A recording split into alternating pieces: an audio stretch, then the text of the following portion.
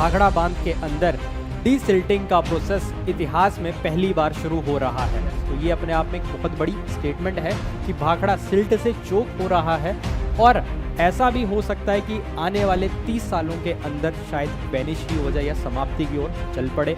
एक स्टेज ऐसी आएगी कि धीरे धीरे जब ये पानी के जो कण है वो नीचे बैठना शुरू कर देंगे, क्या बना देंगे मडी लेक, एक तरीके से कीचड़ टाइप की, जिसको हम हिंदी में वर्ड यूज करते हैं गाद जिसको हम बोलते हैं। डैम का स्ट्रक्चर इस तरह से बनाया जाता है क्योंकि इंजीनियर्स को ऑलरेडी पता है कि रिवर के अंदर सेडिमेंट्स आना एक नेचुरल प्रोसेस है, इसको हम अवॉइड नहीं कर सकते हैं।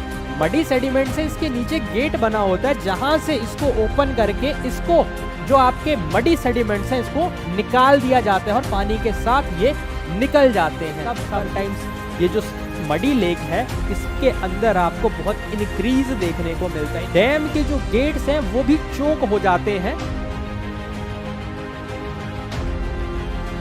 1963 में बनकर तैयार हुआ भाखड़ा बांध आज आखिरकार 62 सालों बाद दोबारा से पुनर्जन्म की तरफ चल पड़ा है।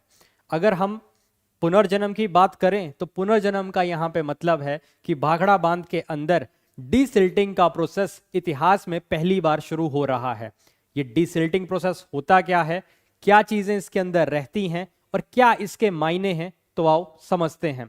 सबसे पहले अगर हम बात करें तो आप ये न्यूज देखेंगे, Bhakra dam in Himachal is set to be desilted, center forms panel to oversee the process. According to highly placed BBMB officials, the state government will now place the proposal before the assembly for formal approval। तो कहीं ना कहीं अगर हम बात करें तो ये खबर का अगर मैं हिंदी अनुवाद करूं तो आपको ये देखने को मिलेगा कि भाखड़ा डैम के अंदर यहाँ पे डीसिल्टिंग का कार्य शुरू होने वाला है। इसके लिए केंद्र सरकार ने एक पैनल गठित कर लिया है और इसका एक फॉर्मल जो प्रपोजल है वो हिमाचल प्रदेश विधानसभा में जाएगा, क्योंकि भाखड़ा बांध का जो मेन हिस्सा है वो जो भाखड़ा डैम है जहां पे वो हिमाचल प्रदेश के अंदर आता है।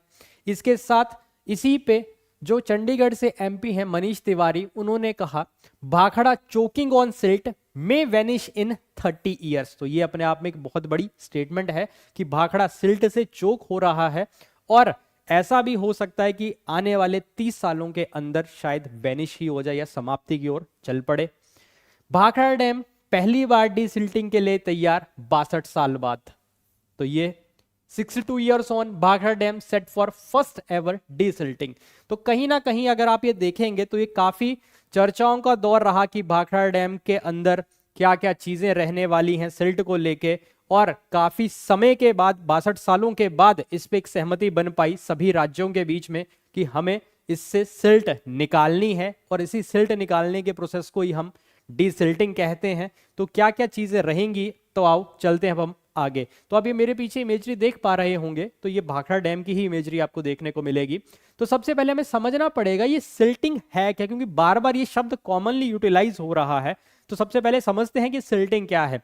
सिल्टिंग की अगर हम बात करें तो बेसिकली एक नेचुरल प्रोसेस है जिसके अंदर जो भी सेडिमेंट्स हैं रिवर के साथ बहकर आते हैं। जैसे भी कोई नदी बह रही होती है तो उसके अंदर नदियां क्या करती हैं, पहाड़ों को काट रही हैं, चट्टानों को काट रही हैं, तो उसके साथ छोटे छोटे महीन कण जो हैं उसके साथ ट्रेवल करते हैं। और जहां पे भी कोई बहुत बड़ा जलाशय आपको देखने को मिलता है, रिजर्वायर देखने को मिलता है, तो नदियां वहां आके उन कणों को जमा कर देती हैं। तो उसी को हम क्या बोल देते हैं, सिल्ट बोल देते हैं। और धीरे धीरे वो जो कण होते हैं वो बैठना शुरू कर देते हैं। तो यही चीज यहां पे लिखी है, silting is the natural process where sediment from river settle and accumulate in a reservoir reducing its storage capacity over time. अब यहां पे रिजर्वायर के कंटेक्स्ट में, जलाशय के कंटेक्स्ट में अगर हम बात करेंगे तो धीरे धीरे ये जो कण है ये नीचे बैठना शुरू करते हैं और एक स्टेज ऐसी आती है कि जब ये सेडिमेंट बनाकर एक तरीके से जो भी वाटर होल्डिंग कैपेसिटी होती है रिजर्वायर की उसको क्या कर देंगे, कम कर देंगे, जो पानी को स्टोर करने की क्षमता है उस पर प्रभाव डालती हैं। और इसका कारण क्या है, it is caused by the deposition of silt and soil eroded from the upstream catchment area. तो जैसे कि अगर हम बात भी करें कि इसका मेन कारण क्या है कि जो भी मिट्टी बहकर आ रही है नदियों के अंदर वो इस जलाशय के अंदर स्टोर हो रही है।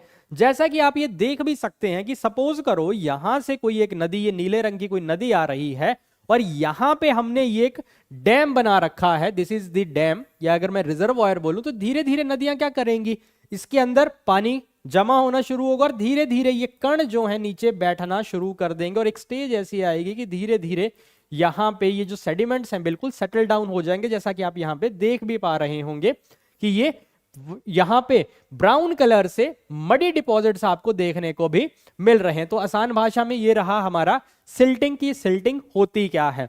अब अगर हम इसकी बात करें, इसको हम थोड़ा सा कंसेप्चुअली विजुअलाइज करते हैं कि आखिरकार ये काम कैसे करता है और क्या चीजें इसके अंदर हमें देखने को मिलती हैं। तो सबसे पहले आप इस स्केच के थ्रू समझिए कि क्या चीजें होने वाली हैं।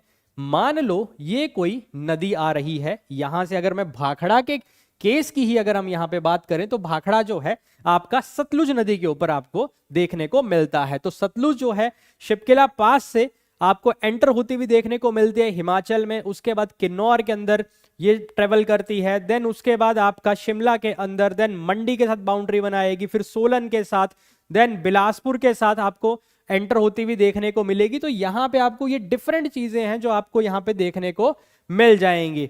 तो यहाँ पे अगर हम बात करेंगे इवन मंडी डिस्ट्रिक्ट के अंदर ये बाउंड्री बनाकर चलेगी। देन अगर हम यहाँ पे बात करें तो आपको यहाँ पे देखना पड़ेगा कि ये रिवर आ रही है और जहां पे मान के चलते हैं ये जो डैम है कोई, इसको हम एक मान के चलते हैं भाखड़ा डैम है। अब होगा क्या यहाँ पे कि नदियां आई धीरे धीरे, इनके अंदर अब क्या है, छोटे छोटे वो फाइन सेडिमेंट्स हैं। अब ये धीरे धीरे यहाँ पे पानी आ रहा है और यहाँ पे दीवारों से टकरा रहा है और ऐसे घूम रहा है यहाँ पे पानी। अब एक स्टेज ऐसी आएगी कि धीरे धीरे जब ये पानी के जो कण है वो नीचे बैठना शुरू कर देंगे और नीचे जब ये बैठेंगे तो क्या बना देंगे, एक मडी लेक, एक तरीके से कीचड़ टाइप की, जिसको हम हिंदी में वर्ड यूज करते हैं गाद जिसको हम बोलते हैं। तो इस तरह के आपको मडी लेक्स की फॉर्मेशन होती हुई देखने को मिलेगी। और इसके साथ अगर मैं यहां पे बात करूं तो डैम का स्ट्रक्चर इस तरह से बनाया जाता है क्योंकि इंजीनियर्स को ऑलरेडी पता है कि रिवर के अंदर सेडिमेंट्स आना एक नेचुरल प्रोसेस है, इसको हम अवॉइड नहीं कर सकते हैं। तो इसलिए डैम की कंस्ट्रक्शन में हमेशा नीचे आपको एक डेड स्टोरेज देखने को मिलती है। डेड स्टोरेज का मतलब यह होता है कि ये जो मडी सेडिमेंट्स है इसके नीचे गेट बना होता है जहां से इसको ओपन करके इसको जो आपके मडी सेडिमेंट्स हैं इसको निकाल दिया जाता है और पानी के साथ ये निकल जाते हैं। पर with the passage of time जब रिवर्स के अंदर ये सेडिमेंट्स बहुत ज्यादा आएंगे तब समटाइम्स ये जो मडी लेक है इसके अंदर आपको बहुत इंक्रीज देखने को मिलता है, इंक्रीमेंट देखने को मिलता है, जिस वजह से समटाइम्स आपने सुना होगा कि डैम के जो गेट्स हैं वो भी चोक हो जाते हैं। तो ये उसका कारण, एक बहुत बड़ा कारण होते हैं हमारे ये सेडिमेंट्स। तो यहां तक आई होप आपको चीजें समझ आ गई होंगी कि किस तरह से ये चीजें काम कर रही हैं सिल्टिंग की। अब यहां पे इसी चीज को समझने के लिए हम यहां पे उसी सेम स्ट्रक्चर को देख रहे हैं जहां पे अगर आप ध्यान से देखेंगे कि जनरली जो माउंटेन्स के अंदर जो सॉइल आपको देखने को मिलती है वहां से उसको हम अलूवियल सॉइल की ही हम बात करते हैं। जनरल वैसे तो माउंटेन सॉइल है, पर जब लो लाइंग रीजन्स के अंदर वही सॉइल जो है वहां पे जो भी रॉक्स है उनको कट किया जा रहा है, जो सेडिमेंट्स आ रहे हैं, तो आगे चल के जब प्लेन्स में उसका डेपोजिशन होता है तो उसी को हम अलूवियल सॉइल के नाम से जानते हैं। तो वैसे ही ये एक स्ट्रक्चर है रॉक का जो बेसिकली एलुवियम बेडरॉक आपको देखने को मिल जाएगी जहां पे ये नदी बह रही है। अब धीरे धीरे अगले स्टेज में क्या होगा कि यहां पे हमने बना दिया एक डैम और इसी डैम के ऊपर यहां से अब यहां पे ये रिवर तो वैसे बह रही होगी। अब एक नॉर्मल केस है कि जहां पे आप देखेंगे कि अब ये ब्राउन कलर आपको देखने को मिल रहा है जहां पे ये अब सेडिमेंट्स अब आपको क्लियरली विजिबल हो रहे हैं। अब अगली स्टेज के अंदर आप ध्यान से देखोगे कि यहां पे ये जो नॉर्मल ब्राउन कलर की लेयर थी अब यहां पे एक और आपको लेयर देखने को मिल रही है जिसको हम डेल्टा डिपॉजिट्स बोल रहे हैं, या फिर अगर मैं कहूं कि सेडिमेंट्स और ज्यादा यहां पे एक्युमुलेट होना शुरू हो गए। अब आप खुद देखिए कि जो इस डैम की कैपेसिटी थी वाटर को होल्ड करने की, यहां तक आते आते अब क्या होना शुरू हो गई, कम होना शुरू हो गई। और लास्ट स्टेज तक आते आते अगर इसको प्रॉपरली इसकी डीसिल्टिंग ना की जाए तो आपको कुछ इस तरह से देखने को मिलेगा। और यहां तक आते आते ये जो लेवल है ये आपका राइज होता हुआ देखने को मिल जाएगा। अब जब ये लेवल राइज होगा तो दिखती सी बात है कि यहां पे जो वाटर स्टोरेज कैपेसिटी है वो क्या हो रही है आपकी, वो रिड्यूस हो जा रही है। अब इसी चीज को हमने वहां पे अप्लाई करना है भाखड़ा डैम के केस के अंदर। अब अगर आप ध्यान से देखेंगे इस इमेज को तो यहीं पे आप ये देखेंगे कि this is your Bhakra dam. अब यहां से कॉन्टिन्यूसली ये जो रिवर है, ठीक है, सतलुज आ रही है। अब जब सतलुज आ रही है यहां पे, तो यहां पे आप ये देखेंगे कि यहां तो सेडिमेंट्स, अब सेम वही स्टोरी अप्लाई हो जाएगी कि सेडिमेंट्स आ रहे हैं और इसके बिल्कुल बेस पे आप देखेंगे, बिल्कुल नीचे बेस के पास इनका डेपोजिशन होना शुरू हो जाएगा। अब धीरे धीरे जब इतने सालों से 62 सालों से जब इसकी सफाई ही नहीं हुई, तो ऑब्वियस सी बात है कि वहां पे जो लेवल ऑफ सेडिमेंट्स है वो राइज कर गए हैं, जिस वजह से भाखड़ा डैम की जो वाटर स्टोरेज कैपेसिटी है उस पे कहीं ना कहीं इसका इंपैक्ट देखने को मिला है, जिसके कारण अगर हम बात करें तो इनकी वॉल्स के अंदर भी हमें डिफ्लेक्शन देखने को मिल रहा है। तो अब इसी चीज के लिए हमने डीसिल्टिंग का काम शुरू कर दिया ताकि हम भाखड़ा के लाइफ स्पैन को इंक्रीज कर सके, और इसीलिए यह कहा गया for the first time since its commissioning the Bhakra dam is set to undergo desilting operation with sedimentation having reduced the storage capacity of the Gobind Sagar reservoir nearly 25% since 1963। अब ये हम सबको पता है कि भाखड़ा डैम जब बना तो पीछे एक बहुत बड़ा रिजर्वायर बन गया जिसको हमने गोविंद सागर कहा। तो उस गोविंद सागर में अब ऑब्वियस सी बात है कि सिल्ट तो नीचे फ्लोर पे जमा होना शुरू होगी, जिस वजह से 62 सालों में इतनी सिल्ट जमा हो गई कि गोविंद सागर रिजर्वायर की कैपेसिटी में हमें 25% रिडक्शन देखने को मिल गया, जो कि एक बहुत चिंता का कारण है। क्यों? क्योंकि अगर इसको हमने देखा नहीं तो आने वाले टाइम में वाटर स्टोरेज कैपेसिटी पे और ज्यादा इंपैक्ट पड़ेगा, और यह भी हो सकता है कि कहीं ना कहीं चीजें हमें वर्स्ट केस की तरफ देखनी पड़े।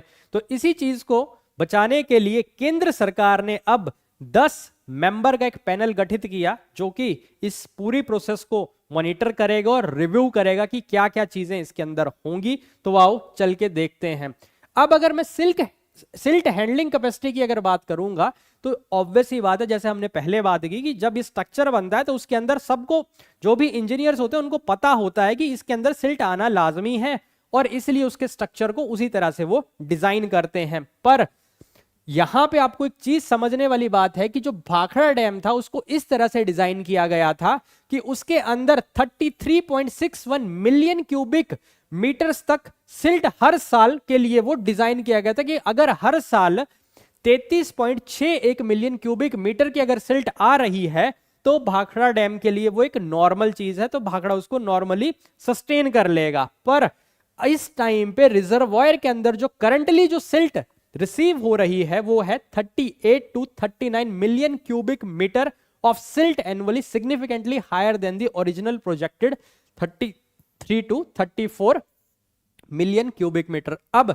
जहां 33.61 की कैपेसिटी मिलियन एमसीएम की कैपेसिटी थी, वही अब कहां पे है 38 to 39 एमसीएम आपको देखने को मिल रही है। मतलब इससे तो ये ज्यादा ही है, तो जिसका इंपैक्ट आने वाले अब हमने 60 सालों के बाद या फिर अगर मैं कहूं 62 सालों के अंदर हमें देखने को मिल रहा है।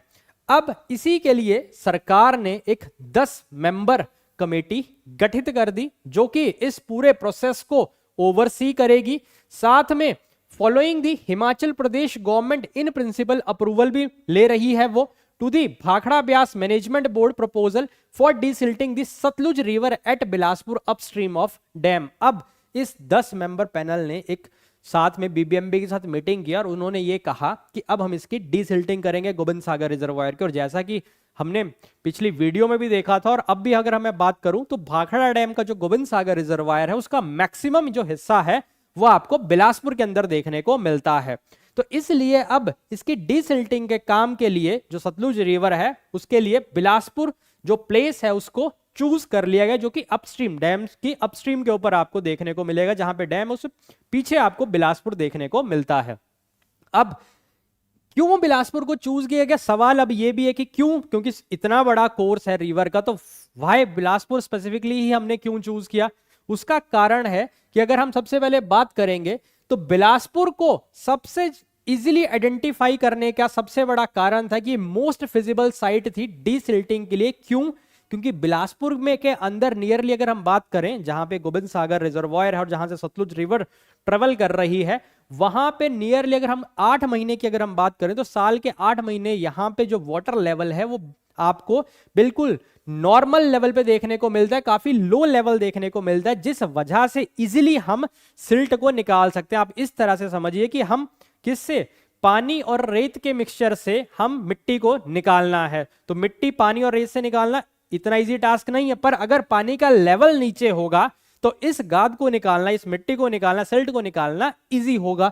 दूसरी चीज अगर हम यहां पे बात करें कि बिलासपुर में अगर हम बात करेंगे तो इसकी proximity to the national highways बहुत इजी है, क्योंकि 4 लेन्स बन गए हैं, जिस वजह से ट्रांसपोर्ट करना उस सिल्ट को इजी है। और साथ में इससे रोडों की एम्बैंकमेंट भी की जा सकती है, क्योंकि 4 लेन्स अभी कंस्ट्रक्ट ही हो रहे हैं हिमाचल प्रदेश के अंदर और इस रीजन के अंदर। तो कहीं ना कहीं ये भी एक कारण है कि बिलासपुर को चूज किया गया। अब यहां पे देख भी लेते हैं कि Bilaspur has been identified as most feasible site for the desilting operation because water levels there remain low for nearly 8 months a year, making excavation easier। क्योंकि वही बात है कि लगभग पानी का लेवल 8 महीने तक काफी लो रहता है, जिस वजह से यहां से एक्सकावेट करना आसान है। साथ में इसकी अगर लोकेशन की बात करें, नेशनल हाईवे के साथ बिल्कुल लगती हुई लोकेशन है, जो कि smooth transport of extracted sediment, और NHAI को रिक्वेस्ट किया जाएगा कि इस यूज एक्सकावेटेड मटेरियल को आप रोड एम्बैंकमेंट्स और अर्थ फिलिंग जैसी प्रोसेसेस के अंदर आप यूज करें, जिससे कॉस्ट ऑफ रिडक्शन भी आपको, खास करके कंस्ट्रक्शन की जो कॉस्ट है उसके अंदर आपको रिडक्शन देखने को मिलेगा। अब ये आप इमेज देख सकते हैं यहां पे, दिस इज योर बिलासपुर। अगर आप ध्यान से यहां पे देखेंगे तो आपको यहां पे चीज दिख रही होगी कि ये जो हिस्से हैं जहां पे मैं इसको ड्रॉ कर रहा हूं, ये आप देख रहे हैं यहां से ये आपका नेशनल हाईवे क्रॉस कर रहा है। इसके साथ आप यहां पे अगर देखेंगे ध्यान से, ये वाला जो सेक्शन है this is your national highway section. और यहां पे अगर आप बात करेंगे तो ये आप ये देख रहे होंगे कि यहां पे वाटर लेवल जो है काफी नीचे है। तो ये जो हिस्सा आप देख रहे हैं तो ये दिस इज योर सिल्ट का डेपोजिशन है। तो अब अगर सिल्ट का डेपोजिशन आपको देखने को मिलेगा पर्टिकुलरली, तो सिल्ट को यहां से इजी है एक्सकावेट करना, ना कि जो इसके नीचे है, क्योंकि उसके लिए हमें बहुत ज्यादा और टाइम भी लगेगा और मैन पावर वर्क एफर्ट जो है बहुत ज्यादा लगेगा, और कहीं ना कहीं वो एक चैलेंजिंग टास्क भी बन जाएगा। तो पहले हम साइड से डिसिल्टिंग करेंगे ताकि धीरे धीरे क्या हो, इस रिजर्वायर की कैपेसिटी में इंक्रीमेंट देखने को मिले, जो कि अल्टीमेटली भाखड़ा के लाइफ स्पैन को और इंक्रीज करेगा। क्यों? क्योंकि 62 सालों से ये सेडिमेंट इकट्ठे हो रहे हैं, और जिस वजह से वाटर होल्डिंग जो कैपेसिटी है भाखड़ा की, उस पर डायरेक्ट इंपैक्ट देखने को मिल रहा है, या इन शॉर्ट अगर मैं कहूं उसके अंदर रिडक्शन देखने को मिल रहा है। अब इसी डीसिल्टिंग के साथ कुछ मॉनेटरी बेनिफिट्स भी हैं, जहां पे सरकारें भी अब ये समझ रही हैं कि हमें कॉमन कंसेंसस बनाना पड़ेगा, ताकि इसके साथ कुछ मॉनेटरी बेनिफिट्स भी इस गवर्नमेंट्स को देखने को मिलेंगे। जिसके अंदर अगर हम बात करें, जो प्रपोजल है उसके अंदर रेवेन्यू शेयरिंग प्लान की बात हुई है, जिसमें ये साफ साफ कहा गया है कि जो भी मिनरल रिच सिल्ट होगी उसको डिवाइड किया जाएगा हिमाचल प्रदेश, भाखड़ा ब्यास मैनेजमेंट बोर्ड और इसके साथ जो भी भाखड़ा डैम के साथ पार्टनर स्टेट्स हैं। पर Himachal being the home of the dam, अब हिमाचल के अंदर ही ये भाखड़ा देखने को मिलता है, तो इसलिए, और साथ में ये रिजर्वायर भी गोबिंद सागर रिजर्वायर, तो हिमाचल को इसमें मैक्सिमम शेयर देखने को मिलेगा, इंक्लूडिंग दी स्टैंडर्ड रॉयल्टीज भी देखने को मिलेंगे जो कि सैंड माइनिंग से आती हैं। साथ में while BBMB will retain the additional revenue, और BBMB के पास भी एडिशनल रेवेन्यू कुछ ना कुछ आपको देखने को मिलेगा। तो इससे कहीं ना कहीं इससे हिमाचल के लिए भी बेनिफिट है, पार्टनर स्टेट्स के लिए भी बेनिफिट है, उनके लिए भी एज ए सोर्स ऑफ, अगर हमें कहें मॉनिटरी पॉलिसी, मॉनिटरी एस्पेक्ट में बात करें तो वो भी कहीं ना कहीं बेनिफिट होती हुई आपको देखने को मिल रही हैं।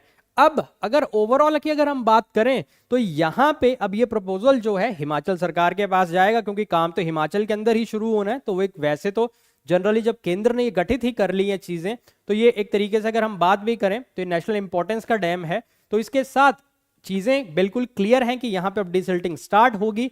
फॉर्मल प्रपोजल है जहां पे सभी नेता जो होंगे एक स्वर में एक आगे पारित करेंगे अपना मत, और जिसके बाद ये काम शुरू हो जाएगा एज ए पायलट प्रोजेक्ट, ये काम स्टार्ट हो जाएगा। और इसके साथ इसका अगर मैं कहूं मेंटेनेंस इसलिए भी जरूरी है कि अगर हमने यहाँ पे ये जो सेडिमेंट्स हैं, अभी तक तो ये भाखड़ा डैम से लगभग 10 किलोमीटर दूर जमा हो रहे हैं, बट धीरे धीरे ये जितने भी डिपॉजिट्स हैं ये पानी के साथ बहकर आएंगे और धीरे धीरे भाखड़ा के पास भी पूरा जमा होना शुरू हो जाएंगे, जो इसकी डायरेक्ट वाटर होल्डिंग कैपेसिटी पे भी इंपैक्ट डालेंगे। और अगर इनको हमने अभी चेक नहीं किया और अनचेक्ड ही रही है तो रिजर्वॉयर की कैपेसिटी लगभग 35 से 40% श्रिंक हो जाएगी बाय 2050, जो कि जैसा कि मनीष तिवारी जी ने भी कहा कि इससे भाखड़ा को, जो कि सिल्ट है, choking of the silt directly leads to the vanishment of the Bhakra. तो कहीं ना कहीं ये बहुत इंपॉर्टेंट चीज है, ये बहुत इंपॉर्टेंट डेवलपमेंट हुई है भाखड़ा डैम के एस्पेक्ट में, जहां केंद्र सरकार ने बहुत अच्छा फैसला ये लिया है जिससे भाखड़ा के लाइफ स्पैन को भी इंक्रीज किया जाएगा। इसके साथ स्टेट्स, पार्टनर स्टेट्स को भी साथ में रखा गया, उनके मॉनेटरी एस्पेक्ट्स को भी कंसीडर किया गया, उनके हितों का भी ध्यान रखा है। तो ये एक बहुत वेलकमिंग स्टेप है जिसका हमें स्वागत भी करना चाहिए और कहीं ना कहीं इससे ओवरऑल पूरे देश की स्ट्रेंथन होने में भी हमें काफी मजबूती मिलेगी। और साथ में जो कहीं ना कहीं एक फियर रहता है कि कहीं भाखड़ा डैम टूट गया तो क्या होगा, तो कहीं ना कहीं वो फियर से भी अब हम निश्चिंत रहेंगे। तो आई होप यहां तक आपको चीजें क्लियर हो गई होंगी। तो इस तरह के सेशन आप तक और आए तो सेशन को लाइक, शेयर, कमेंट, सब्सक्राइब जरूर कीजिए। Thank you very much.